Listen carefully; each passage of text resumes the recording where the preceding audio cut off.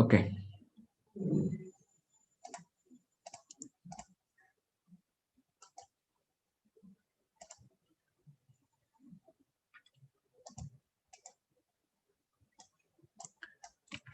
আচ্ছা প্রথমে একটু করে রিভিউ দিয়ে দিই যে আমাদের ইলেকট্রোম্যাগনেটিক ইন্ডাকশন এই চ্যাপ্টারটা একটু রিভিউ দিয়ে দিব।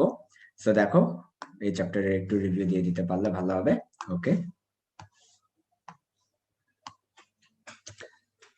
তাহলে ভালো করে খেয়াল করো, ইলেকট্রোম্যাগনেটিক ইন্ডাকশন, ইলেকট্রোম্যাগনেটিক ইন্ডাকশন এই চ্যাপ্টারে বেসিক্যালি আমরা যেটা করবো সেটা হচ্ছে একটা ম্যাগনেটের সাহায্যে ইলেকট্রিসিটি প্রডিউস করব। সো প্রথম দিকেই এই চ্যাপ্টারে আমরা যেটা নিয়ে ডিসকাস করেছি সেটা হচ্ছে ইলেকট্রোম্যাগনেটিক ইন্ডাকশন বেসিক্যালি জিনিসটা কি। তা আমরা বলেছিলাম একটা মুভিং ম্যাগনেট অর্থাৎ গতিশীল দণ্ডচুম্বক, অথবা একটা মুভিং কয়েল অর্থাৎ একটা কয়েল থাকবে। সো একটা মুভিং কয়েলের মাধ্যমে অথবা একটা মুভিং ম্যাগনেটের মাধ্যমে আরেকটা কয়েলের মধ্যে ইলেকট্রিসিটি প্রডিউস করব। কিভাবে?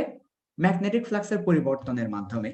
ম্যাগনেটিক ফ্লাক্সের পরিবর্তনের মাধ্যমে এই কাজটা করে থাকবো। তো এটাকে আমরা বলছিলাম ইলেকট্রোম্যাগনেটিক ইন্ডাকশন। এবং এই জিনিসটা প্রথম যিনি বলেছেন তার নাম হচ্ছে ফ্যারাডে। ওনার দুটি ল ছিল, একটা ফ্যারাডে ফার্স্ট ল, একটা সেকেন্ড ল।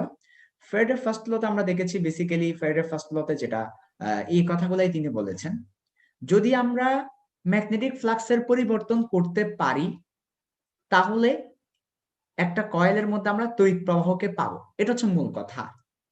তাহলে তড়িৎ প্রবাহ পেতে হলে ম্যাগনেটিক ফ্লাক্সের পরিবর্তন করতে হবে। এটা হচ্ছে ইলেকট্রোম্যাগনেটিজমের মূল কথা।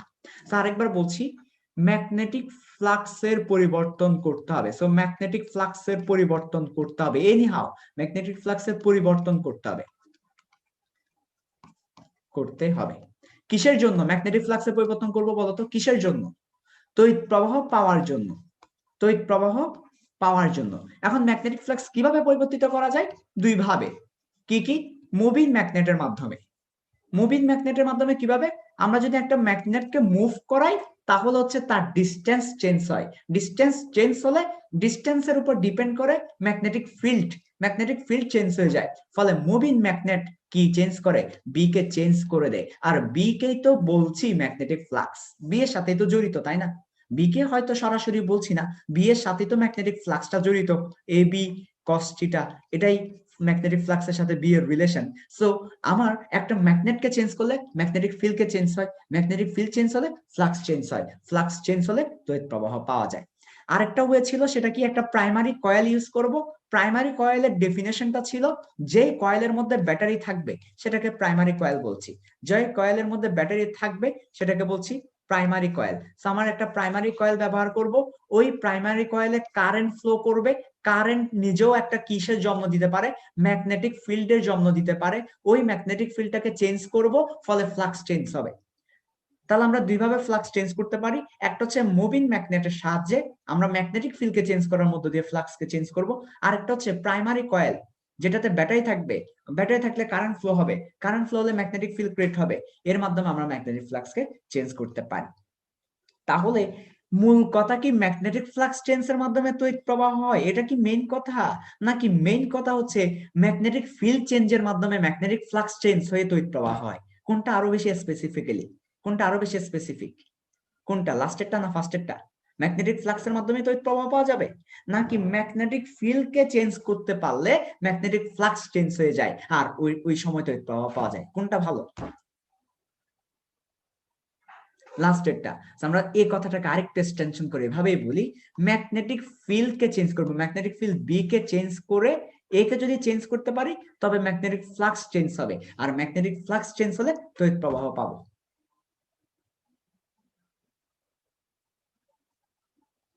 এটাকেই বলছি ইলেকট্রোম্যাগনেটিক ইন্ডাকশন। তাহলে আমাকে সবাই একটু বলে ইলেকট্রোম্যাগনেটিক ইন্ডাকশন জিনিসটাকে বোঝাতে পারছি আমি তোমাদেরকে? ইলেকট্রোম্যাগনেটিক ইন্ডাকশন সবাই কি ফিল করতে পেরেছি? ম্যাগনেটিক ফিল্ড চেঞ্জ করে দিব, চৌম্বক ক্ষেত্র চেঞ্জ করে দিব, চৌম্বক ফ্লাক্স চেঞ্জ হয়ে যাবে। চৌম্বক ফ্লাক্স মানে চৌম্বক বলরেখা চেঞ্জ হয়ে যাবে। চৌম্বক বলরেখা চেঞ্জ হলে কি চেঞ্জ হয়ে যাবে? চৌম্বক বলরেখা যদি চেঞ্জ করে দিতে পারি তাহলে চৌম্বক বলরেখার মাধ্যমে তড়িৎ প্রবাহ পাওয়া যাবে। ঠিক আছে? ওকে,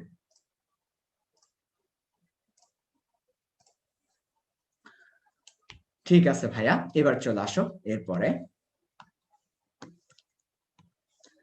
পরের স্লাইডে যাব। আরেকবার বলছি, আমি আরেকবার বলছি, কথাগুলোকে বারবার মাথার মধ্যে গেঁথে নাও। ইলেকট্রোম্যাগনেটিক ইন্ডাকশন কি বলে? ম্যাগনেটিক ফিল্ড কে, এমএফ মানে ম্যাগনেটিক ফিল্ড বি কে চেঞ্জ করব, এতে ম্যাগনেটিক ফ্লাক্সের পরিবর্তন হবে, এতে করে তড়িৎ প্রবাহ পাবো। তড়িৎ প্রবাহটা কি করবে? ইলেকট্রোম্যাগনেটিক ইন্ডাকশন বলছি। তো ভাইয়া magnetic flux or magnetic field, how we can change two way moving magnet or primary coil. যদি আমরা প্রাইমারি কয়েল ব্যবহার করি তাহলে ব্যাটারি থাকবে, সে কারেন্ট যোগান দিবে, কারেন্ট ম্যাগনেটিক ফিল্ড ক্রিয়েট করবে, সেটাকে চেঞ্জ করে দিব, ম্যাগনেটিক ফিল্ড চেঞ্জ হলে ফ্লাক্স চেঞ্জ হয়ে যাবে, তড়িৎ প্রবাহ পাবো। অথবা moving magnet magnetic field change করবে, ম্যাগনেটিক ফ্লাক্স চেঞ্জ হবে, কারেন্ট পাবো। দুটা ওয়েতে আমরা কি করতে পারি? ম্যাগনেটিক ফ্লাক্সকে চেঞ্জ করে তড়িৎ প্রবাহ পেতে পারি। এটা ছিল আমাদের মেইন কনসেপ্টটা।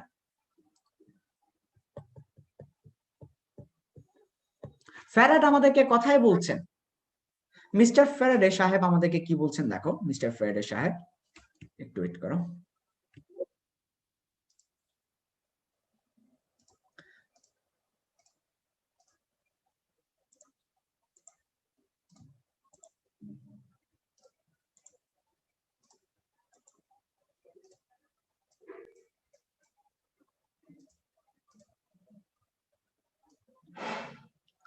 তো মিস্টার ফ্যারাডে সাহেব আমাদেরকে যে কথাটা বলছেন সেটা হচ্ছে, মিস্টার ফ্যারাডে সাহেব আমাদেরকে বলছেন, এই কথাটাই তিনি বেসিক্যালি আমাদেরকে বলার ট্রাই করেছেন। সেটা হচ্ছে ম্যাগনেটিক ফ্লাক্সের পরিবর্তন হলে আমরা তড়িৎ প্রবাহ পাবো, অথবা তড়িৎ চালক বল পাওয়া যাবে, ম্যাগনেটিক ফ্লাক্সের পরিবর্তন হলে। এই কথাগুলাই তিনি বলছেন। তো আমাদের এখানে একদম শুরুতে আমরা কি পড়বো? ফ্যারাডে ফার্স্ট ল পড়বো, তারপর ফ্যারাডে সেকেন্ড ল পড়বো। সো ফ্যারাডে ফার্স্ট লতে ফ্যারাডে যে কথাটা বলছেন সেটা হচ্ছে, ম্যাগনেটিক ফ্লাক্সকে যদি আমরা চেঞ্জ করতে পারি তাহলে তড়িৎ প্রবাহ পাবো। এই তড়িৎ প্রবাহটা হবে ইনডিউসড কারেন্ট পাওয়া যাবে। তড়িৎ প্রবাহটা কেমন হবে? ইনডিউসড হবে। ইনডিউসড কেন বলছি? কেন ইনডিউসড বলছি? আবিষ্ট বাংলায়। এটা রিয়েল নয়, এটা প্রাইমারি কয়েল থেকে আসা কারেন্ট নয়, এটা কোনো ব্যাটারি প্রডিউস করেনি, এটা কোনো জেনারেটর জেনারেট করেনি। এই কারেন্টটা আরেকজনের আবেশে তৈরি হয়েছে, ইন্ডাকশনে তৈরি হয়েছে, বাতাস লেগেছে, বাতাস। ইন্ডাকশন মানে কি? What is induction? আবেশ। হোয়াট ইজ আবেশ? আবেশকে সহজ বাংলায় বলবো বাতাস। এক কথায় সেই রকমের ফিলিংস কিন্তু বাতাস বললে। আমরা বাতাস বলবো, বাতাস। একটা কয়েলের বাতাস লেগেছে আর একটা কয়েলের মধ্যে, দিস ইজ কল্ড ইন্ডাকশন। তার মানে এটা কোনো জেনারেটর জেনারেট করেনি, এটা কোনো ব্যাটারি দ্বারা প্রডিউস করা কারেন্ট নয়, এটা একটা কয়েলের বাতাস লেগেছে আর একটা কয়েলে বাতাস লেগে ভাই কারেন্ট হয়ে গেছে। চিন্তা করো এবার।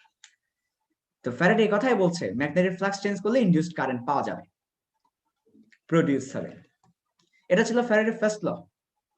এরপর ফ্যারাডে সেকেন্ড যে লটা দিয়েছেন, সেকেন্ড লতে বেসিক্যালি তিনি ওই ইনডিউসড কারেন্টের মানটা তিনি নির্ণয় করে দেখিয়েছেন। বলছেন ইনডিউসড কারেন্টটাকে যদি আমরা বলি, ইনডিউসড কারেন্ট না, বেসিক্যালি আমরা ভোল্টেজ দিয়ে বলি, ইনডিউসড ভোল্টেজ।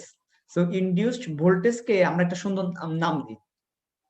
ভোল্টেজ এবং ইলেকট্রোমোটিভ ফোর্সের মধ্যে কিছু পার্থক্য আছে, খুবই গভীর, সেগুলো দেখাবো। সো এটাকে আমরা ইলেকট্রোমোটিভ ফোর্স বলি। So induced electromotive force is proportional to ওই ফ্লাক্সের পরিবর্তনের হারের সমানুপাতিক, ডি সাই ডিটি বা d phi dt, rate of change of flux. তার মানে আমাদের ফ্যারাডে সেকেন্ড ল কি বলেছেন? সেকেন্ড লতে এসে তিনি বলেছেন যে ম্যাগনেটিক ফ্লাক্সকে তো সাই দিয়ে প্রকাশ করছি, এই সাইয়ের ডিফারেন্সিয়েশন, এই সাইয়ের পরিবর্তনের হার, এই সাইয়ের অথবা ফাই বলা, আমি এটাকে ফাইও বলি সাইও বলি, যদি এটা ফাই হবে, রিয়েলি এটা ফাই বলা হয়, আমার তারপরে সাই চলে আসে আর কি, এটার জন্য আগে থেকেই দুঃখিত। তো সাই বলি ফাই বলি, এটাই বুঝাচ্ছি, ঠিক আছে, ফ্লাক্স বুঝাচ্ছি। তো আমাদের ফ্যারাডে সেকেন্ড লতে কি বলেছেন?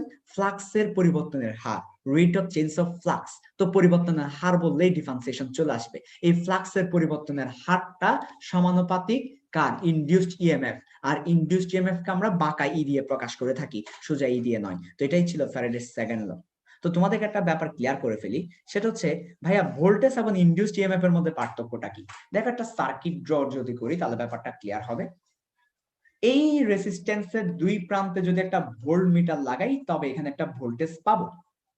এই ভোল্টেজকে বলবো আমরা ভোল্টেজ। তার মানে voltage means across 2 point of a device. Voltage means যে কোনো যন্ত্রপাতির দুই প্রান্তের ভোল্টেজ বোঝায়।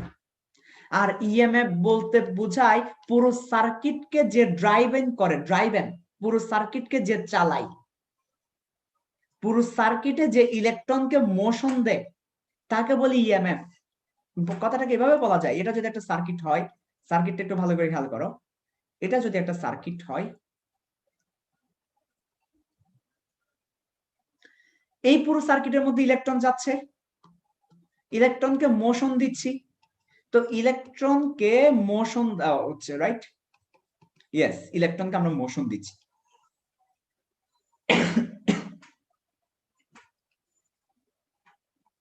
ইলেকট্রনকে মোশন দিতে হলে, ঠেলতে হলে পুশ দিতে হবে। একটা ইলেকট্রন এমনি সামনে যাবে না, ইলেকট্রনকে পুশ দেওয়া লাগবে। এই ইলেকট্রনকে পুশ দিচ্ছি আমরা, এই পুশকে বলছি ফোর্স। সো এই ফোর্স, এই পুশটা কে দিবে? এই ফোর্সটা কে দিবে? এই পুশটা দিবে ব্যাটারি। তাই ব্যাটারিকে বলা হচ্ছে ইলেকট্রনকে মোশন করার জন্য ফোর্স দেওয়া অথবা পুশ দেওয়া। তাই এটাকে আমরা বলি EMF. E for electron, M for motion, F for force. Force means push. That is why this is called electromotive force. তাহলে আমার ভোল্টেজটা কিন্তু ইলেকট্রনকে মোশন দিচ্ছে না। ভোল্টেজটা হচ্ছে যে কোনো একটা ডিভাইসের দুই প্রান্তে যে ড্রপটা হচ্ছে।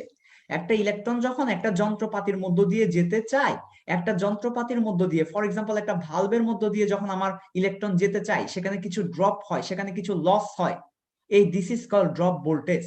একটা যন্ত্রপাতির মধ্য দিয়ে ইলেকট্রন যেতে গেলে সেখানে কিছু লস হবে, দিস ইজ কল ভোল্টেজ। তাহলে কোন যন্ত্রপাতির মধ্য দিয়ে ইলেকট্রন গেলে সেখানে যে ভোল্টেজটা ড্রপ হয় সেটাকে আমরা বলি ভোল্টেজ, ড্রপ ভোল্টেজ। আর ইএমএফটা হচ্ছে যে ইলেকট্রনকে মোশন দেয়, ড্রাইভ করে, পরিচালিত করে, পুরো সার্কিট ঘুরিয়ে নিয়ে আসে, পুরো সার্কিট ঘুরিয়ে নিয়ে আসে, তাকে বলি ইএমএফ। সো ইএমএফ হচ্ছে একটা ব্যাটারি বলতে পারো তুমি, অথবা ইএমএফ কে তুমি বলতে পারো কোষ, অথবা ইএমএফ কে সেল বলতে পারো, অথবা ইএমএফ কে বলতে পারো পুরো সার্কিটের ড্রাইভার। আর ভোল্টেজ হচ্ছে যে কোনো ডিভাইসের অ্যাক্রসে ভোল্টেজটা। এই জিনিসটা কিন্তু মাথায় রাখবা, সামনে তুমি অনেক জায়গায় পাবা ইএমএফ এন্ড ভোল্টেজ। তবে এখানে একটা কথা আছে যে ভাইয়া এটা তো ভোল্টেজ, আসলে ইএমএফ বলতে তো আসলে ব্যাটারির ভোল্টেজটাকে বুঝাচ্ছি, তো ভোল্টেজকে ফোর্স বলছি কেন? কোথায় ফোর্স আর কোথায় ভোল্টেজ? ভোল্টেজ একটা জিনিস আর ফোর্স আরেকটা জিনিস, তাও কেন এটাকে আসলে ফোর্স বলছি? ওই যে বললাম ইলেকট্রনকে পুশ দেওয়ার জন্য, অর্থাৎ ইলেকট্রনকে মোশন দেওয়ার জন্য একটা একটা কি ধাক্কা দিতে হচ্ছে, ধাক্কা দিতে হচ্ছে না, একটা ধাক্কা দিতে হচ্ছে না, এই ধাক্কাটাকে ওরা আসলে ফোর্স হিসেবে নিয়েছে, কিন্তু এটাকে পরিমাপ করছে তারা ভোল্টেজে। তারা তারা নিয়েছে ফোর্স হিসেবে, কিন্তু তারা পরিমাপ করছে ভোল্টেজ হিসেবে। যেমন ফর এক্সাম্পল আমি একটা কথা বলি তোমাকে, একটা এই জিনিসটা তোমার ক্লিয়ার হবে। আসলে আমাদের এখানে ব্যাটারি ইলেকট্রনকে কি পরিমাণ ধাক্কা দিচ্ছে সেটা আমরা বের করতে চাচ্ছিলাম, সেটা ইএমএফ। কিন্তু আমরা কি পরিমাণ ধাক্কা দিচ্ছে সেটা বের করতে পারি না, আমরা সেটা বের করতে অক্ষম। এমন কোন পৃথিবীতে যন্ত্রপাতি নাই, এমন কোন ডিভাইস নাই যে বের করে দেখাবে ইলেকট্রনকে কি পরিমাণ ধাক্কা দিচ্ছে সেটা। তাই আমরা যেটা বের করতে সক্ষম, আমাদের যে ধরনের যন্ত্রপাতি আছে সে ধরনের যন্ত্রপাতি আমাদেরকে ভোল্টেজটা মেপে দেয়। তো পরবর্তীতে আমরা বলি যে আসলে ফোর্সের সাথে ভোল্টেজটা ইকুইভ্যালেন্ট, এটা বলে নি আর কি। তো এই ব্যাপারটাকে এভাবে চিন্তা করা যায়। এই যে দেখো টাইম, টাইম যাচ্ছে, আমরা টাইমটাকে ঘড়ি দিয়ে মাপছি, কিন্তু আসলে টাইম কি ঘড়ি দিয়ে, ঘড়ি নাকি টাইম? আজ যে আমরা যে বলছি 1 ঘন্টা, এটা আমরা ঘড়ির কাঁটা এভাবে ঘুরে ঘুরে আসলে 1 ঘন্টা বলছি। আর রিয়েল টাইম কি ওই ঘড়ির কাঁটাটাই কি রিয়েল টাইম? টাইম মানে তো হচ্ছে মুভমেন্ট। এই যে তোমাদেরকে টাইমের ফিলিং দিয়েছি না, ওইখানে তো টাইমের ফিলিং ছিল। তো টাইম কি এটা নাকি? টাইম তো এটা না। তো আমরা তাহলে টাইম তো, রিয়েল টাইম তো আমরা মাপতে পাই না, রিয়েল টাইমকে আমরা মেপে দেখাতে পারি পারি না, তাই আমরা আসলে ঘড়ির সাহায্যে সেটাকে মেপে দেখাই। তেমনি ভাবে একটা ইলেকট্রনকে কি পরিমাণ ধাক্কা দিচ্ছি সেটা মাপতে পাই না, তখন ভোল্টেজের সাহায্যে সেটাকে মেপে দেখাই। তাহলে বেসিক্যালি এটা ইএমএফ, কিন্তু আমরা মাপতে পারি না ইএমএফ, তাই আমরা আসলে ভোল্টেজ মেপে ফেলি। ঠিক আছে, সেটা কনফিউজ হওয়ার দরকার নাই। ভাই এটা ইএমএফ কেন বলি, এটা তো ভোল্টেজ। হ্যাঁ, এটা ভোল্টেজ দিয়ে মাপি, কিন্তু এটা ইএমএফই হবে। ওকে ভাইয়া, এবার চলে আসো আবার। তাহলে এবার এই কনসেপ্টটা গেল। এরপর চলে আসো এবার হচ্ছে Faraday first law second law শেষ, এবার লেন্সের সূত্রে যাব, লেন্জের সূত্রে। সো লেন্স আসলে বেসিক্যালি যেটা বলছে সেটা তোমাদেরকে বললামই, স্রষ্টা সৃষ্টি স্রষ্টাকে বাধা দেয়, অর্থাৎ এই জিনিসটা কিন্তু লেন্সের সূত্রটা কিন্তু একটা জটিল সূত্র। এই লেন্সের সূত্র আমি তোমাকে জুমে বুঝাইতে পারবো না, এটা রেকর্ডেড ভিডিওতে বুঝাইতেই আমার 20 মিনিট লেগে গেল। তো এখানে বললেও হবে না, এটা 20 মিনিট ধরেই বুঝাইতে হবে। সো লেন্সের সূত্র যারা দেখো নাই দেখে নাও। লেন্জের সূত্র আমি বুঝিয়েছি। লেন্জের সূত্রে বেসিক্যালি এই যে ফ্যারাডে সাহেব যে কথাটা বলেছেন, ইলেকট্রোমোটিভ ফোর্সটা কার প্রপোর্শনাল? ফ্লাক্সের পরিবর্তনের হারের প্রপোর্শনাল। তো লেঞ্জ বেসিক্যালি এই জায়গাটা মাইনাস দিয়েছেন, অর্থাৎ তিনি বলেছেন এই ফ্লাক্স যেদিকে এই ইলেকট্রোমোটিভ ফোর্সটা তার বিপরীতে কাজ করবে, এই কথাটাই তিনি বলেছেন আর কি। তো লেঞ্জের সূত্রের ফিলিংসটা তোমাকে আমি দিব, যারা অলরেডি লেঞ্জের সূত্র পড়ে ফেলছো। লেঞ্জের সূত্র যারা পড়েছো খুবই ইম্পর্টেন্ট কিন্তু লেঞ্জের সূত্র। লেঞ্জের সূত্র কি বলে? সৃষ্টি স্রষ্টাকে বাধা দেয়, এটা হচ্ছে লেঞ্জের সূত্র আর কি। আচ্ছা, এটা হচ্ছে লেঞ্জের সূত্রের একটা বিষয়। তো লেঞ্জের সূত্রের ফিলিংসটা আমি তোমাকে দিচ্ছি। ফিলিংসটা হচ্ছে, দেখো এটা আমরা প্র্যাকটিক্যালিও দেখতে পাই, লেঞ্জের সূত্রের ফিলিংসটা আমরা প্র্যাকটিক্যালিও দেখতে পাই। আমি দেখাবো তোমাদেরকে, সেটা এখনই প্র্যাকটিক্যালি দেখাবো। সো দেখো, একটা ব্যাটারি থেকে কারেন্টটা যাচ্ছে, তো কারেন্টটা যাওয়ার পরে, তো এখানের মধ্যে কারেন্টটা যাওয়ার পর এটা হচ্ছে একটা কয়েল। তো আমরা আগেই বলেছি তোমাকে যে কারেন্ট যাওয়া মানে হচ্ছে ম্যাগনেটিক ফিল্ড ক্রিয়েট হওয়া, কারণ কারেন্ট মানে ম্যাগনেটিক ফিল্ড ক্রিয়েট করবে। যে কোনো এটা আমাদের ওয়ারেস্টেড বলে গেছেন আমাদের আগের চ্যাপ্টারে। ওয়ারেস্টেড আমাদেরকে একটা কথা বেশি বলেছেন, সেটা হচ্ছে কি, ওয়ারেস্টেড একটা কথা বলতে বলতে একেবারে জিব্বা দিয়ে ফেনা তুলে ফেলছেন। সেটা হচ্ছে কি, কোন একটা তারের মধ্যে দিয়ে কারেন্ট গেলে ম্যাগনেটিক ফিল্ড ক্রিয়েট হবে। তার মানে এই যে দেখো, এখানে ম্যাগনেটিক ফিল্ড ক্রিয়েট হবে, কি তার মধ্যে দিয়ে কারেন্ট যাচ্ছে, ম্যাগনেটিক ফিল্ড ক্রিয়েট হবে। তাহলে ম্যাগনেটিক ফিল্ড ক্রিয়েট হলে ম্যাগনেটিক ফ্লাক্সের পরিবর্তন হবে। ম্যাগনেটিক ফ্লাক্সের পরিবর্তন হলে, ম্যাগনেটিক ফ্লাক্সের পরিবর্তন কিন্তু এমনি এমনি হবে না, এখানে একটা কথা আছে। ম্যাগনেটিক ফ্লাক্সের পরিবর্তন করার জন্য রেকর্ডেড ভিডিওতে সেটা বলেছি, ম্যাগনেটিক ফ্লাক্সের পরিবর্তন করতে হলে তোমাকে কি করতে হবে? ম্যাগনেটিক ফিল্ডের পরিবর্তন করতে হবে।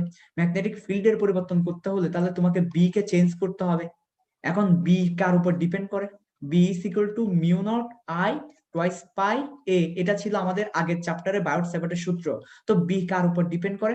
আই এর উপর ডিপেন্ড করে। তো বি কে চেঞ্জ করতে হলে কাকে চেঞ্জ করা লাগবে? আই কে চেঞ্জ করা লাগবে। তো আমি যদি ডিসি ভোল্টেজ ব্যবহার করি, তাহলে ডিসি ভোল্টেজ আমাকে ডিসি কারেন্ট দিবে। ডিসি ভোল্টেজ আর ডিসি কারেন্ট মানে কি? ডিসি ভোল্টেজ মানে হচ্ছে যে ভোল্টেজ চেঞ্জ হয় না, ডাইরেক্ট একটাই থাকবে। আর ডিসি কারেন্ট মানে কি? যে কারেন্ট চেঞ্জ হয় না, ডাইরেক্ট একটাই থাকবে। তাহলে ডিসি ভোল্টেজ ডিসি কারেন্ট দিবে, ওই ডিসি কারেন্টটাই আমার এখানে কি যাবে। তো ডিসি কারেন্ট মানে কি রে?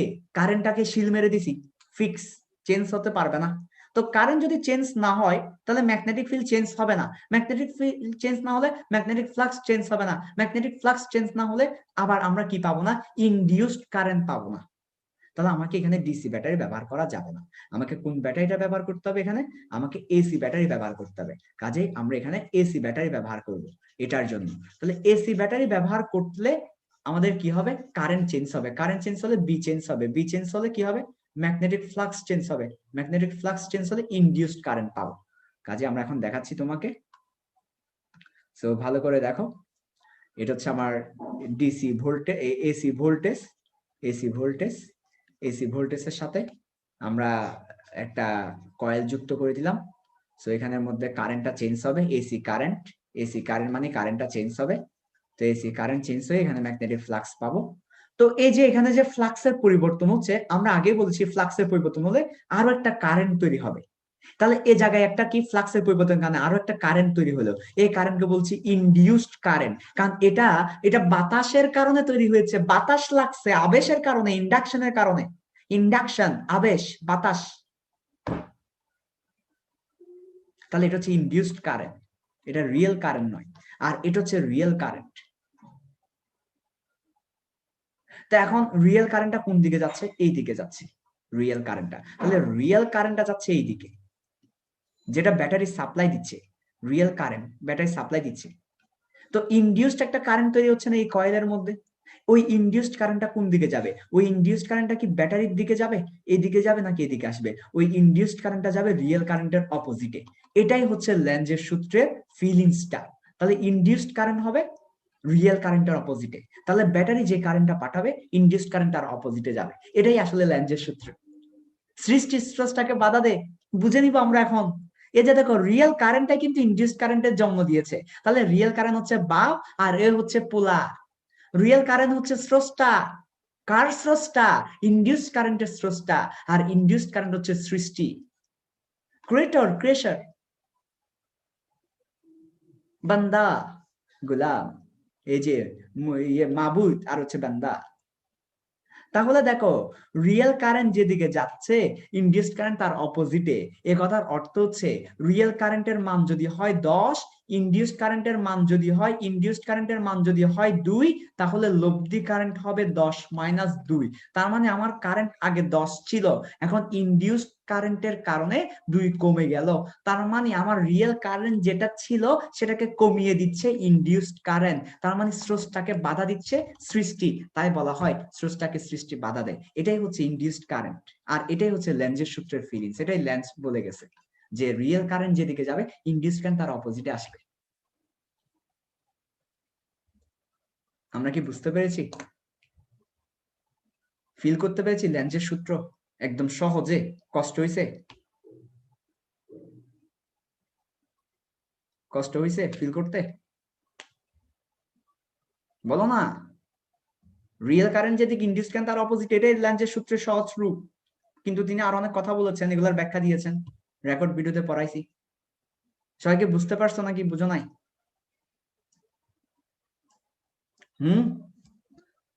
অমনু বুঝতে পারছো? কথা বলে না কেমন জানি তুমি? বুঝছি ভাই। এটা বলো না, এটা এতক্ষণ লাগে বলতে? ঠিক আছে, আচ্ছা। যদি বুঝে থাকো তাহলে এবার আমরা ম্যাথ প্র্যাকটিসে যাব। ওকে, আসো ম্যাথ প্র্যাকটিস। বলা হচ্ছে প্রবলেম 1 ইলেকট্রোম্যাগনেটিক ইন্ডাকশন থেকে প্রবলেম 1 বলা হচ্ছে number of turns 100, magnetic flux changes from 30 into 10 inverse 5 Weber to 2 into 10 inverse 5 Weber within 0.04 second, calculate induced EMF. তাহলে বলছে পাক সংখ্যা 100, চৌম্বক ফ্লাক্স 0.04 সেকেন্ডে 30 into 10 to the 5 ওয়েবার থেকে পরিবর্তিত হয়ে 2 into 10 to the 5 ওয়েবারে পরিণত হলে তড়িৎচালক বলের মানটা কত? এই হচ্ছে প্রশ্নটা। তাহলে আমাকে বলো, আমাকে কি বের করতে বলেছে? ইনডিউসড ইএমএফ বের করতে বলেছে। আর কি দেওয়া আছে? ম্যাগনেটিক ফ্লাক্সের চেঞ্জ দেওয়া আছে। সো কার ফর্মুলা? ইনডিউসড ইএমএফ এর সাথে ম্যাগনেটিক ফ্লাক্সের চেঞ্জের ফর্মুলা কে দিয়েছে? বলো। ফ্যারাডে দিয়েছেন। কি দিয়েছেন? বলো বলো, ফর্মুলাটা বলো। আবিষ্ট বলের মান চুম্বক ফ্লাক্সের পরিবর্তনের হারের সমানুপাতিক। এটাই। তাহলে আমার ইলেকট্রোমোটিভ ফোর্স এই যে ইনডিউসড ইএমএফ সমান মাইনাস ডি সাই ডি ফাই ডিটি।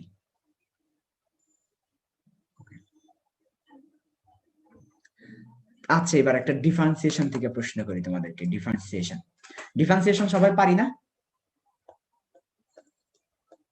এ তাসলিমাটা কে? তাসলিমা শশী নাকি? তসলিমাটা কে এখানে? শশী নাকি? আচ্ছা, তো এই ইয়ে থেকে একটা প্রশ্ন করি তোমাদেরকে, সেটা হচ্ছে এই ডিফারেন্সিয়েশন থেকে একটা প্রশ্ন তোমাদেরকে করি।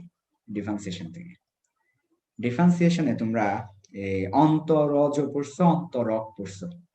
ইংলিশে যদি বলি এটাকে কোএফিশিয়েন্ট ডেরিভেটিভ, আর একটা হচ্ছে ডেরিভেটিভ অন্তর, একটা এটাকে কি বলে অন্তরক, আর হচ্ছে কোএফিশিয়েন্ট ডেরিভেটিভ। এই দুইটা টার্ম তোমরা পড়েছো। বলতো এদের মধ্যে পার্থক্যটা কি? অন্তরক আর অন্তরজের মধ্যে পার্থক্যটা কি? ডেরিভেটিভ আর কোএফিশিয়েন্ট ডেরিভেটিভের মধ্যে পার্থক্যটা কি? বা ডেরিভেটিভ কোএফিশিয়েন্টের মধ্যে পার্থক্য কি? বলো। ডিফারেন্সিয়েশন তো সবাই পড়ছো, পারো ভালো করে, সিম্পল ব্যাপার। বলো তো একটু, বলো একজনে কি বলছে এটা বুঝছো? অন্তরক আর অন্তরজের মধ্যে পার্থক্যটা কি? অন্তরক সহগ পড়ছো না, ডেরিভেটিভ কোএফিশিয়েন্ট, আর অন্তরজ পড়ছো না, ডেরিভেটিভ। দুইটার মধ্যে পার্থক্যটা কি?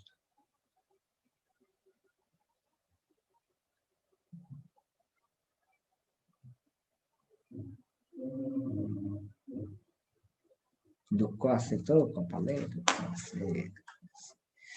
দেখো,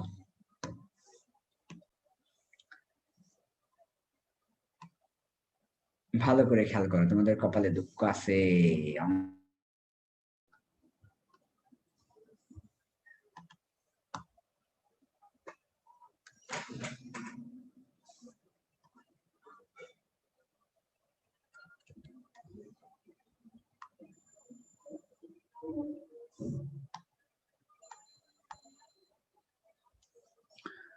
তাহলে দেখো, এই ব্যাপারটা একটু ক্লিয়ার করা দরকার এই কনসেপ্টের জন্য। সো ব্যাপারটা একটু ক্লিয়ার করি।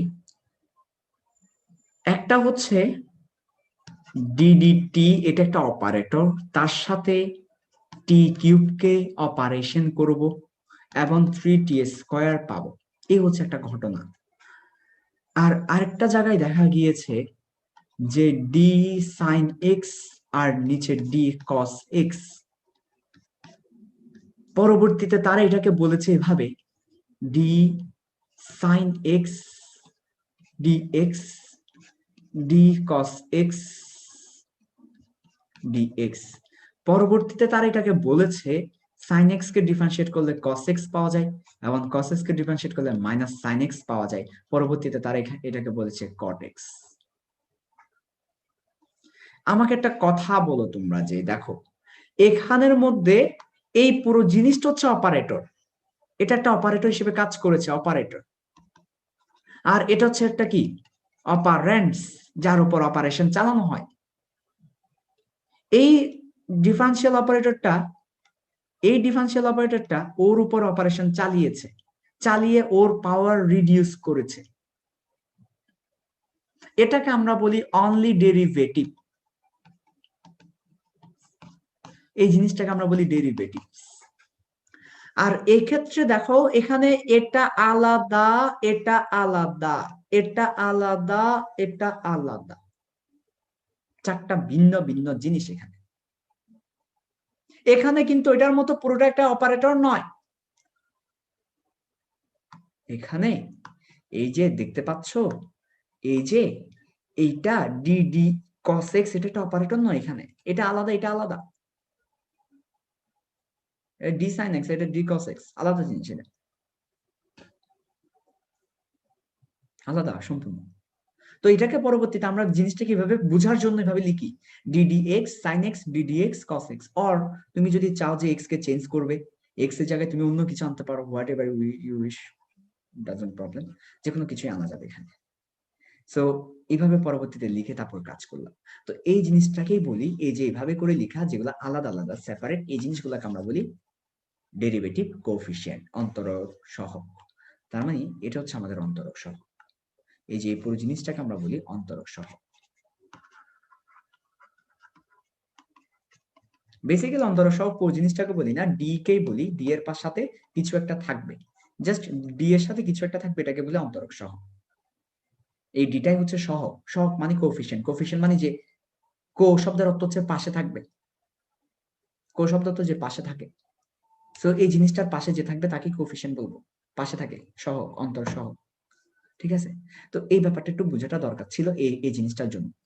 এখানের মধ্যে বেসিক্যালি কি জানো, এখানের মধ্যে বেসিক্যালি এটার মিনিং দুই রকম হতে পারে। এটা যদি পুরোটা একটা অপারেটর হয় তাহলে এটা হচ্ছে অপারেন্ট। তখন আসলে কি হবে জানো, যদি আমাকে দেখো ভালো করে, যদি আমাকে ফাইটা একটা ফাংশন আকারে দেওয়া থাকে, ফাইটা একটা ফাংশন, কার ফাংশন, টি এর, ফাইটা যদি টি এর একটা ফাংশন আকারে দেওয়া থাকে, তাহলে তখন আমরা বেসিক্যালি ডিডিটি অপারেটর দিয়ে ওই ফাংশনটাকে অপারেট করি। কি বললাম তাহলে কথাটা, যদি ফাইটা একটা ফাংশন আকারে দেওয়া থাকে প্রশ্নের মধ্যে, তাহলে আমরা ডিডিটি দিয়ে ওই ফাইকে অপারেশন করব। আর যদি ফাইটা ফাংশন আকারে দেওয়া নাই, বরঞ্চ ডেল ফাই দেওয়া আছে, পাই এর চেঞ্জ দেওয়া আছে, φ2 - φ1, ফাই এর চেঞ্জ দেওয়া আছে, ডেল টি দেওয়া আছে, টাইমের চেঞ্জ দেওয়া আছে, এই যে ভাইয়া del phi del t is equal to d phi dt, but here del phi means del phi means d phi, del t means dt. তাহলে এরা আলাদা আলাদা, এরা অপারেটর নয়। এই ক্ষেত্রে তখন আমরা সেটাকে বলি অন্তরক সহগ। তাহলে অন্তরক সহগ ডেরিভেটিভ কোএফিসিয়েন্ট কখন আসবে, যদি আমাকে আলাদা আলাদা চেঞ্জ দেওয়া থাকে প্রশ্নের মধ্যে, তাহলে ডেরিভেটিভ সহগের বিষয় আসবে। আর যদি আমাকে ফাংশন আকারে দেওয়া থাকে, তাহলে ওটা ওই অন্তরজে চলে যাবে, ডেরিভেটিভসে চলে যাবে, কোনো কোএফিসিয়েন্ট আসবে না। তখন আমাকে ডিফারেন্সিয়েশন করতে হবে। আর এই ক্ষেত্রে কোনো ডিফারেন্সিয়েশন নাই, কারণ এই ক্ষেত্রে জাস্ট চেঞ্জ বুঝায়। তাহলে ভাইয়া এটা ডিফারেন্সিয়েশন বুঝায়, ডেরিভেটিভ মানে ডিফারেন্সিয়েশন বুঝায়, আর ডেরিভেটিভ কোএফিসিয়েন্ট মানে ডিফারেন্সিয়েশন বুঝায় না, উপরে নিচে চেঞ্জ বুঝায়। পার্থক্য আছে জিনিসটার মধ্যে। একটা এক্সাম্পল দিলে ক্লিয়ার হয়ে যাবে ব্যাপারটা। বেসিক লাগবে, পড়াশোনা করতেছে এমনি, বেসিক ছাড়া লাভ নাই। বেসিক লাগবে, বেসিক ছাড়া পড়াশোনা করে লাভ নাই। সো দেখো প্রশ্নের মধ্যে একটু করে আমরা পড়বো, ভালো করে খেয়াল করো, প্রশ্নটা আবার পড়ি আমরা। সো দেখো আমাদেরকে বলা হচ্ছে যে ম্যাগনেটিক ফ্লাক্স চেঞ্জ ফ্রম এত ওয়েবার টু এত ওয়েবার উইথিন 0.04 সেকেন্ড। তার মানে ম্যাগনেটিক ফ্লাক্স 30 থেকে 2 তে নেমে এসেছে 0.04 সেকেন্ডে। তোমরা আমাকে বলো এই যে ফাইটা ফ্লাক্সটা কি ফাংশন আকারে দেওয়া আছে নাকি চেঞ্জ আকারে দেওয়া আছে? চেঞ্জ আকারে দেওয়া আছে। তাহলে এটা কি ডিফারেন্সিয়েশনে চলে যাবে নাকি ডেরিভেটিভ কোএফিসিয়েন্ট সহগের কাছে যাবে, অন্তরক সহগের কাছে যাবে? এটা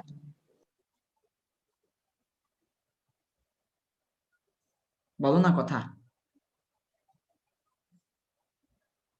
এটা কি এরকম চেঞ্জ নিব শুধু নাকি এরকম ডিফারেন্সিয়েশন করব, কোনটা?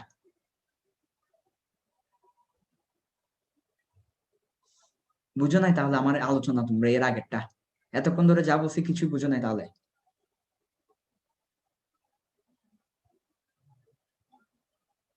বুঝছো এতক্ষণ ধরে যা বলছি কিছু?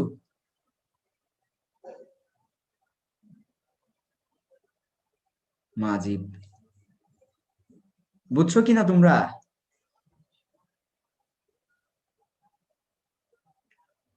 বুঝো নাই?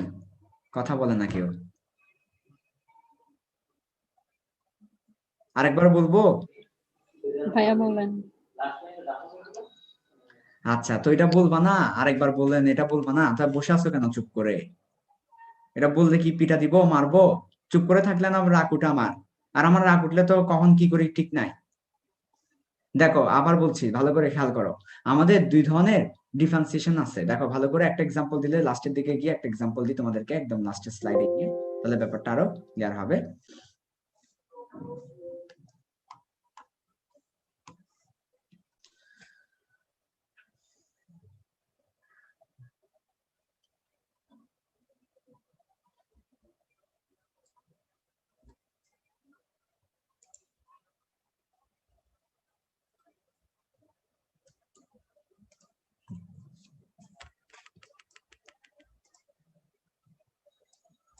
সবাই মনোযোগ দাও, লাস্ট বার, না বুঝলে সাথে সাথে বলবা, চুপ করে বসে থাকো কেন? লজ্জা কিসের এখানে? জুমে তোমাকে কি কেউ দেখছে নাকি? আজীব, আমি বুঝলাম না লজ্জা কিসের এখানে। যে বুঝবা না সাথে সাথে বলবা, আর বুঝলে বলবো বুঝছি, কথা বলবা। চুপ করে থাকার জন্য কি জুম নি? তাহলে তো রেকর্ডই নিবা, আমি জুম বাতি দিয়ে দিব তাহলে আজকে থেকে, চুপ করে থাকলে। দেখো ভালো করে, দুই ধরনের ডিফারেন্সিয়েশন আছে। একটা হচ্ছে ধর ফর এক্সাম্পল আমি বললাম phi is equal two 3t³ + 2। তাহলে এটা হচ্ছে টি এর একটা function, phi is a function of t. তখন এটাকে যখন আমরা ডিফারেন্সিয়েশন করব ডিটি ডিফাই ডিটি, যখন আমরা এবার ডিফারেন্সিয়েশন করব তখন আসলে বেসিক্যালি জিনিসটা দাঁড়াবে কি? বেসিক্যালি যখন জিনিসটা দাঁড়াবে, এটা একটা অপারেটর আর এটা একটা অপারেন্ট, এটা অপারেটর ডিফারেন্সিয়াল অপারেটর, এটার উপর অপারেশনটা চালাবে সে। তাহলে ব্যাপারটাকে লিখবো ডিডিটি এই অপারেশন আর এই অপারেটর অপারেশন চালাবো। তাহলে এটাকে আমরা লিখবো ডিডিটি, তারপর ফাই এর জায়গায় লিখবো 3t³ + 2, এবং ডিফারেন্সিয়েশন করার পর এটা আসবে কত? 3 3 কে 9, এটা আসবে 9, তারপর হচ্ছে t² + 0 এটা আসবে। তো এভাবে করে আমরা একবার ডিফারেন্সিয়েশন করলাম, ডিফারেন্সিয়েশন করা যায়। এই যে দেখো ডিফাই ডিটি মানে এটা হইতে পারে। আবার মনে করো আমাকে দেওয়া আছে φ2 মানে 10, φ1 মানে 5, তাহলে ডেল ফাই মানে কত? 10 - 5 = 5। এরপর আমাকে দেওয়া আছে ডেল টি মানে হচ্ছে 2 সেকেন্ড। তা আমাকে প্রশ্ন করেছে যে ডি ফাই ডিটি মানে কত? তো এই ক্ষেত্রে ডিফাই ডিটি মানে হচ্ছে চেঞ্জ বোঝাচ্ছে ডেল ফাই ডেল টি। এর ডিফারেন্সিয়েশনে ডি লিখি, বীজগণিতে গিয়ে অ্যালজেব্রায় গিয়ে ডেল লিখি। তাহলে আমরা বলবো ডেল ফাই হচ্ছে এই যে 10 - 5 5, আর সময় হচ্ছে 2 সেকেন্ড সমান আড়াই। এটাও কিন্তু তোমার কি? এটাও কিন্তু তোমার ডিফারেন্সিয়েশন। তো এই ডিফারেন্সিয়েশনটা কেমন ডিফারেন্সিয়েশন, ভালো করে খেয়াল করো। এই ডিফারেন্সিয়েশনটা কেমন ডিফারেন্সিয়েশন? এই ডিফারেন্সিয়েশনটা হচ্ছে উপরে চেঞ্জ নিচে চেঞ্জ আলাদা আলাদা ভাবে নিয়েছি, নিয়ে করেছি, এটা একটা ডিফারেন্সিয়েশন। আবার এটা আরেকটা ডিফারেন্সিয়েশন, এক্ষেত্রে এটা পুরোটা একটা অপারেটর একটা ফাংশনকে অপারেট করছে। তো যদি আমার এই ধরনের একটা অপারেটর একটা ফাংশনকে অপারেট করে, এটাকে আমরা বলি মূল নিয়মের ডিফারেন্সিয়েশন, বা এটাকে আমরা বলি ডিফারেন্সিয়েশন। এবং ডিফারেন্সিয়েশনের ফলে যে জিনিসটা পাওয়া যায়, যে আউটপুটটা, ওইটাকে আমরা বলি ডেরিভেটিভ। তার মানে এটা হচ্ছে আমাদের ডেরিভেটিভ।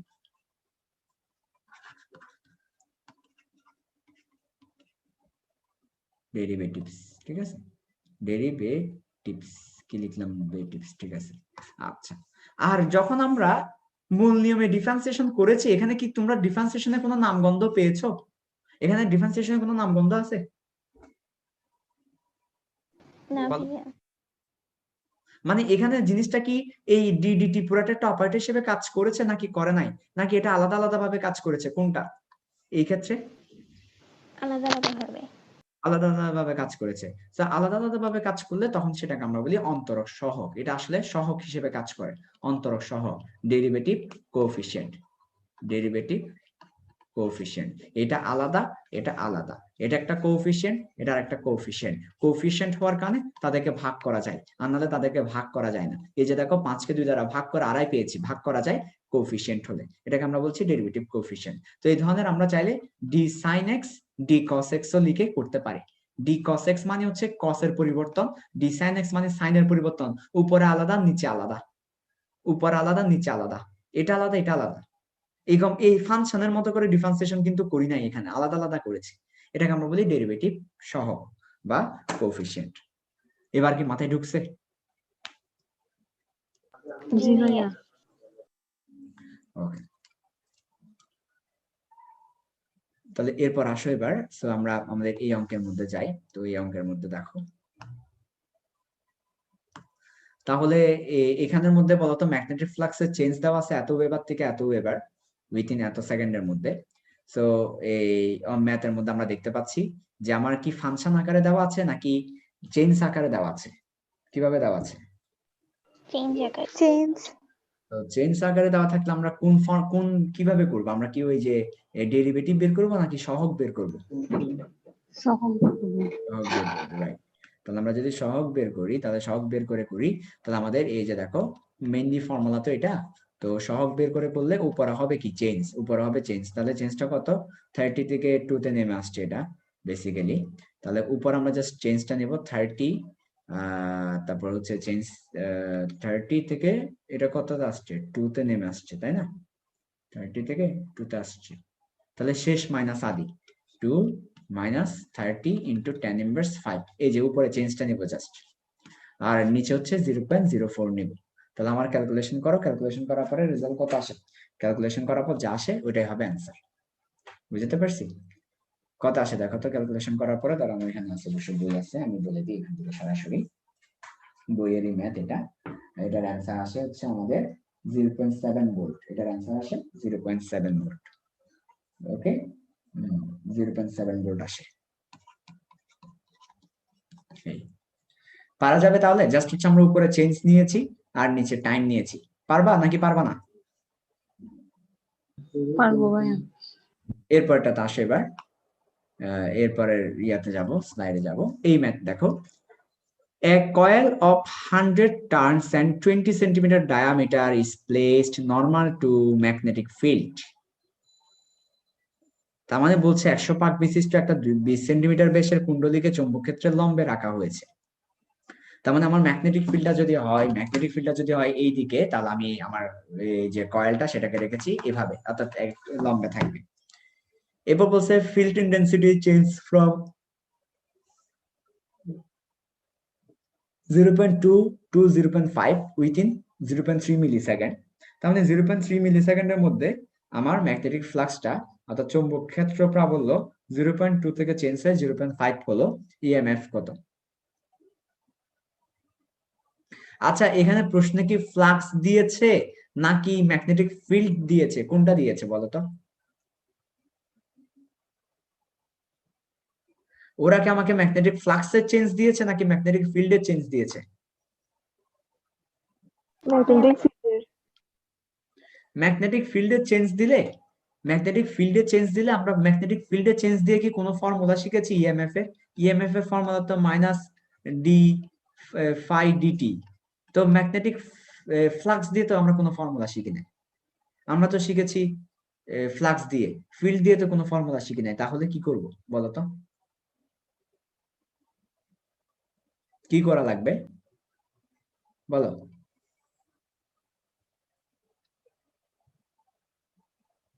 বলো তাহলে কি করা লাগবে?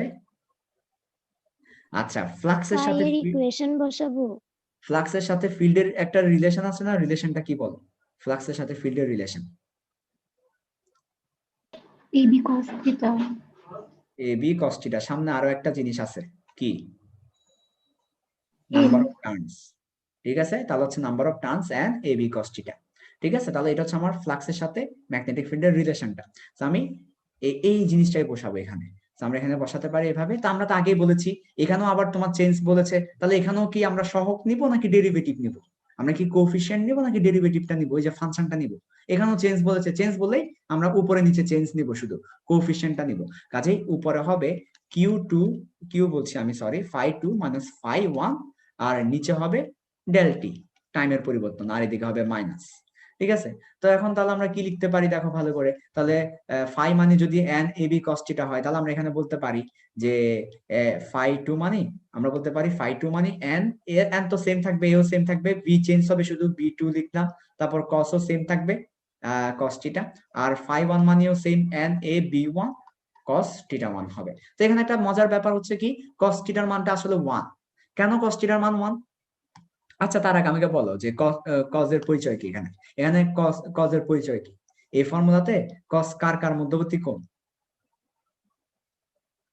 ইকুয়েশনে যারা আছে তাদের মধ্যবর্তী এ কোণ আর বি এর এ আর বি এর মধ্যবর্তী কোণ।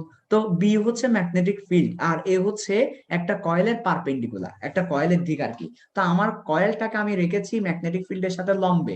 ধরো এটা হচ্ছে আমার ম্যাগনেটিক ফিল্ড, আর এটা হচ্ছে আমার কয়েল। তার মানে আমি কয়েলটাকে ম্যাগনেটিক ফিল্ডের সাথে লম্বে রেখেছি, রাইট? পারপেন্ডিকুলার রেখেছি। তো দেখো, তাহলে তোমাদের বলো তো, তাহলে অ্যাঙ্গেল কত? পারপেন্ডিকুলার রাখলাম, অ্যাঙ্গেল কত তাহলে? 0 ডিগ্রি। So কেন 90 না? 90 ডিগ্রি। 90 না? surface normally হয় surface দিক। এক্স্যাক্টলি সেটাই, যে আমার তো কয়েলের ডিরেকশন তো আর কয়েল যেদিকে সেদিকে না, কয়েলের ডিরেকশন তো হচ্ছে কয়েলের পারপেন্ডিকুলার। কয়েল যে কয়েল সারফেসের পারপেন্ডিকুলার, লম্বের দিক, তলের দিক কোন দিকে? তলের লম্ব বরাবর। তাহলে তলের লম্ব বরাবর নিতে হবে না? তো তলের লম্ব বরাবর নিলে এবার ভালো করে খেয়াল করো। তাহলে এটা হচ্ছে আমার ম্যাগনেটিক ফিল্ড, কিবোর্ডটা হচ্ছে ম্যাগনেটিক ফিল্ড, আর এই ট্যাবটা হচ্ছে কি? কয়েল। তাহলে কয়েল তো আর দিক না, কয়েলের দিক তো কয়েলের পারপেন্ডিকুলার। তাহলে কয়েলের পারপেন্ডিকুলার তো ওই যে ম্যাগনেটিক ফিল্ডের দিকে, তাহলে যেদিকে ম্যাগনেটিক ফিল্ড সেদিকেই কয়েল আছে, কয়েলের দিক আছে সেদিকে, কয়েল নাই, কয়েলের দিক আছে, কয়েলের দিক, ডিরেকশন। তার মানে আমার এই যে এখানের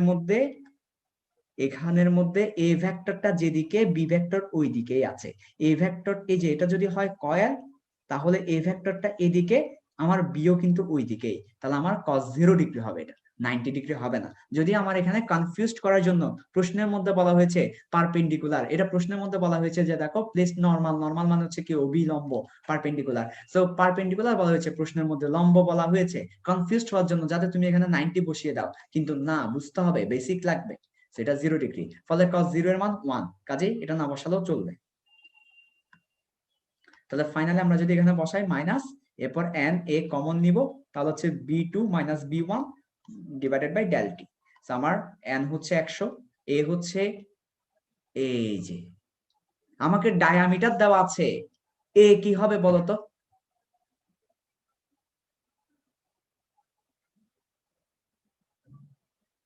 ডায়ামিটার কার প্রপার্টি? ডায়ামিটার কার প্রপার্টি? রেক্ট্যাঙ্গেলের প্রপার্টি, বর্গক্ষেত্রের প্রপার্টি, আয়তক্ষেত্রের প্রপার্টি, সামান্তরিকের প্রপার্টি। ডায়ামিটার কার সাথে থাকে? ডায়ামিটার জিনিসটা থাকেই কাদের?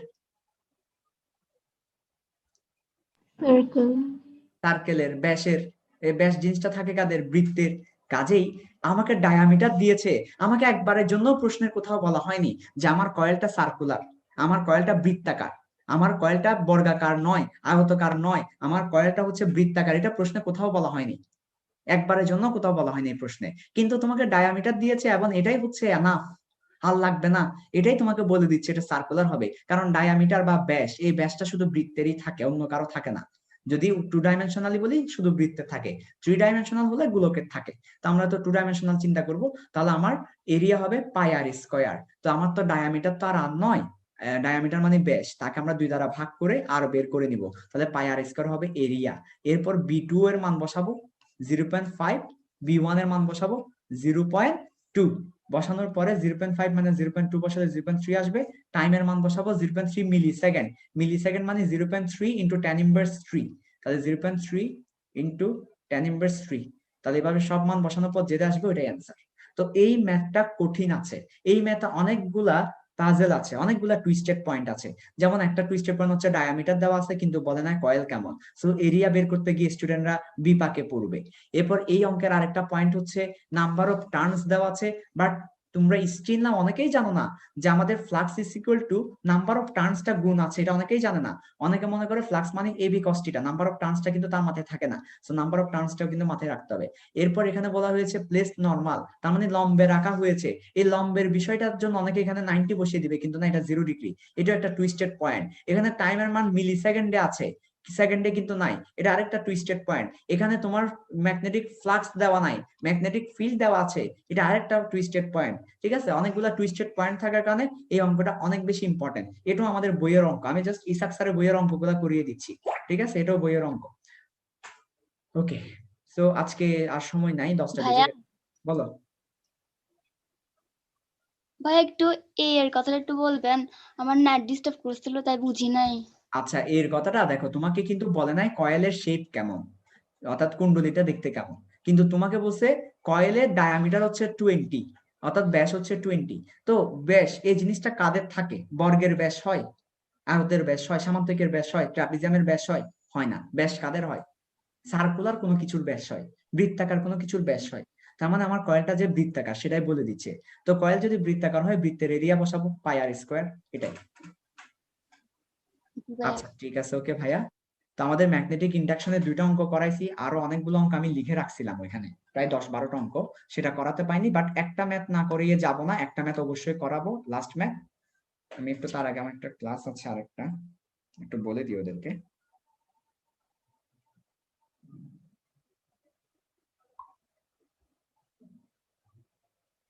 আরেকটা ম্যাথ না করিয়ে যাব না, আরেকটা ম্যাথ ভালো করে খেয়াল করো।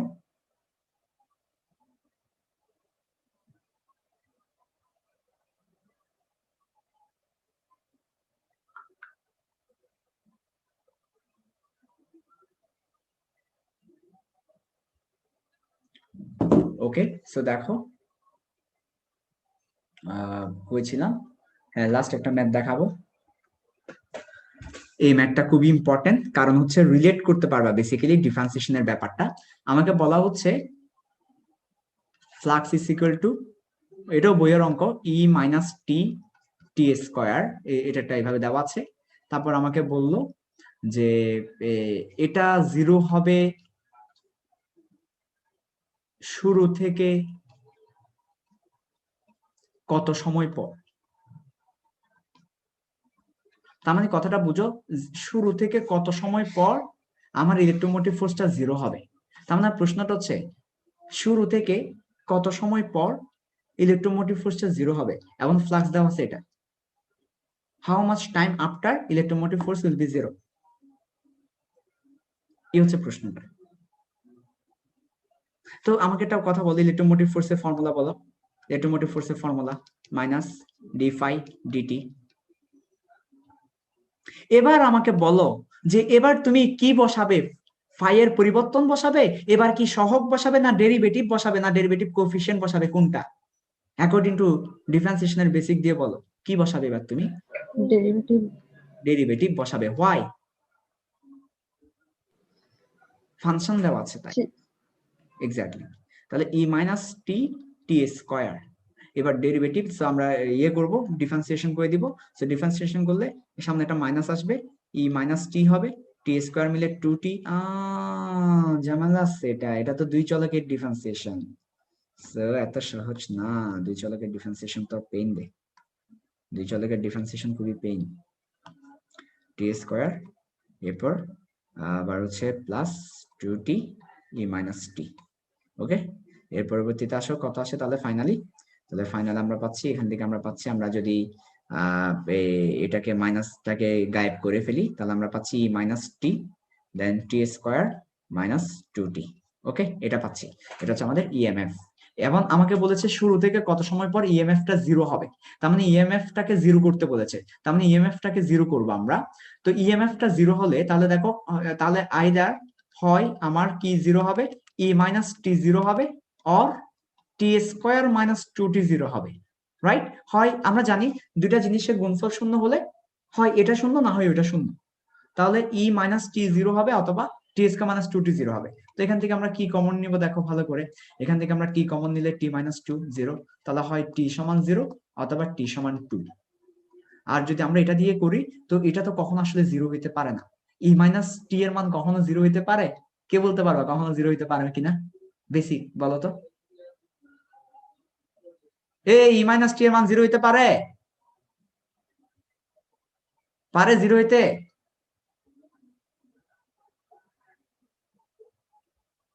তোমরা ম্যাথ কার কাছে পড়ো? ডাব্বা কিছু নাই, ডাব্বা। আরে হইতে পারে তো, হবে না কেন ভাইয়া? এই যে one by e minus t মানে তো one by e t, one by e t মানে তো one by e to the power infinity. One by e to the power infinity দিলে ই এর উপর ইনফিনিটি পাওয়ার দিলে one by infinity, one by ইনফিনিটির মান জিরো, ই এর মান জিরো হবে না কেন? ইনফিনিটি হলে জিরো হয়।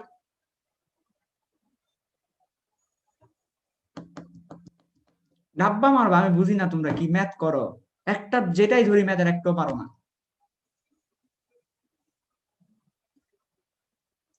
বেসিক লাগবে ভাই, ম্যাথে শুধু বইয়ের ম্যাথ গুলা মুখস্থ করে গেছো তো লাভ নাই তো, তো ম্যাথ তো শিখোই নাই তুমি, তাহলে তো তুমি তো বোর্ড পরীক্ষা ধরা খাবা, মারাত্মক ধরা খাবা, শুধু ধরা না মারাত্মক ধরা খাবা। এক টাইম সিকিউ তো হাত দিতে পারবা না তো এই অবস্থা হলে। ম্যাথের এমসিকিউ তো টাইম দিবে না তোমাকে, 25টা এমসিকিউ 25 মিনিটে বড় বড় ম্যাথ দিবে, তুমি তো এমসিকিউ তে হাত দিতেই পারবা না, তোমার তো বিপদ হয়ে যাবে এমসিকিউ তে গিয়ে। বেসিক নাই, ম্যাথ প্র্যাকটিস করো ভাই প্লিজ, ম্যাথ প্র্যাকটিস করো বেসিক দিয়ে। কেতাবুদ্দিনের স্যারের বইটা পড়ো, নাহলে বিপদ আছে। কেতাবুদ্দিন স্যারের বইটা পড়লাম তো তাও বাঁচা যাবে। তোমরা তো অক্ষরপত্র পড়ছো, অক্ষরপত্র পড়ে তো বেসিককে দিছো বাসাইয়া। অক্ষরপত্র ম্যাথের জন্য ভালো, বেসিকের জন্য ভালো না। কেতাবুদ্দিন স্যারের বইটা পড়বা, সবাইকে বলছি কেতাবুদ্দিন স্যারের বইটা পড়ো। সময় আছে তো তোমাদের, কেতাবুদ্দিন স্যারের বইটা পড়ো। ম্যাথের বেসিক আমি জানি না তোমরা কি করছো আল্লাহ জানে। সো দেখো আমার তাদের টি এর মান হয় ইনফিনিটি হইতে হবে, না হয় জিরো হইতে হবে, না হয় টি হইতে হবে। এই তিনটা সময়ে তারা কি হবে? জিরো হবে। তা আমাকে বলছে শুরু থেকে, শুরু মানে তো টি ইজ ইকুয়াল টু জিরো থেকে, তাহলে টি ইজ ইকুয়াল টু জিরো আর নিব না।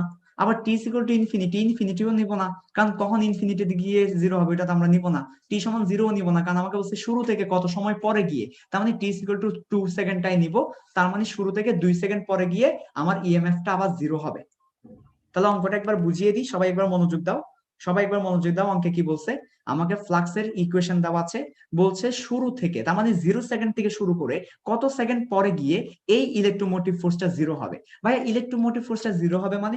আরে ইলেকট্রোমোটিভ ফোর্সটা তো একটা চেঞ্জেবল ভোল্টেজ, এটার মান তো চেঞ্জ হয়। কেমন চেঞ্জ হয়? 0 থেকে শুরু করে সে বাড়তে বাড়তে 220 ভোল্ট হয়, 220 ভোল্ট থেকে সে কমতে কমতে আবার জিরো হয়, আবার 0 থেকে সে অপোজিট ডিরেকশনে মাইনাস 220 হয়, আবার সে বাড়তে বাড়তে জিরো হয়, আবার 220 জিরো, মাইনাস 220 জিরো। এটাকে বলি আমরা সাইক্লিক অর্ডারে ভোল্টেজের আপ ডাউন, এটাকে আমরা বলি পর্যাবৃত্ত আপ ডাউন, এটাকে আমরা বলি পেরিওডিক আপ ডাউন, এটাকে আমরা বলি AC voltage, alternating up down. Alternating শব্দের অর্থ হচ্ছে একবার 0 থেকে 220 হবে, আরেকবার কমে কমে মাইনাস 220 হবে, অল্টারনেট করবে, alternate. That is why this is called alternating voltage, AC voltage. তাহলে আমার এটা কি হবে? এটা একবার বাড়বে একবার কমবে। তো আমাকে দেখো জিরো সময়ে এটা জিরোই ছিল, জিরো সময়ে জিরো, এরপর আবার কত সময় পরে গিয়ে এটা কি হবে? জিরো হবে। এটা 2 সেকেন্ড পরে গিয়ে আবার জিরো হবে। তো এটা আমাকে প্রশ্ন করেছে কত সময় পরে গিয়ে এটা জিরো হবে। আমরা কিভাবে বের করব? First of all electromotive force সমান ইকুয়েশন বসালাম, ডিফারেন্সিয়েশন করলাম, এবং এটা সমান জিরো ধরবো, তাহলে এটা সমান জিরো, না হয় এটা সমান জিরো। এটা সমান জিরো হলে টি ইনফিনিটি হবে টি এর মান, আর এটা সমান জিরো হলে টি এর মান 0 আর 2 হবে। তাহলে শুরু থেকে 2 সেকেন্ড পরে গিয়ে এটা জিরো হবে। এটাও ইসাক স্যারের বইয়ের একটা ম্যাথ, যেটা বুয়েটে আসছে। এই সিম্পল ম্যাথটা একবার না দুইবার বুয়েটে আসছে, এই সিম্পল ম্যাথ দুইবার বুয়েটে আসছে, ইসাক স্যারের বইয়ের একটা ম্যাথ। বুয়েটের মতো একটা জায়গায় এই ধরনের একটা চ্যাপ্টার থেকে প্রশ্ন আসাটা অনেক সৌভাগ্যের বিষয়। এই ধরনের একটা চ্যাপ্টার থেকে প্রশ্ন দিলে স্টুডেন্টরা পারে না। এই চ্যাপ্টারগুলো আমাদের টিচার পড়ায় না, দেখতে পারো কলেজের টিচারের সাথে মিলাই পড়ায় না, এই চ্যাপ্টারগুলো পড়ায় না ভালো করে। তো বুয়েটে আসবে মারা খাওয়া। শুভকামনা রইল সবার জন্য, ভালো করে পড়ো। আল্লাহ হাফেজ।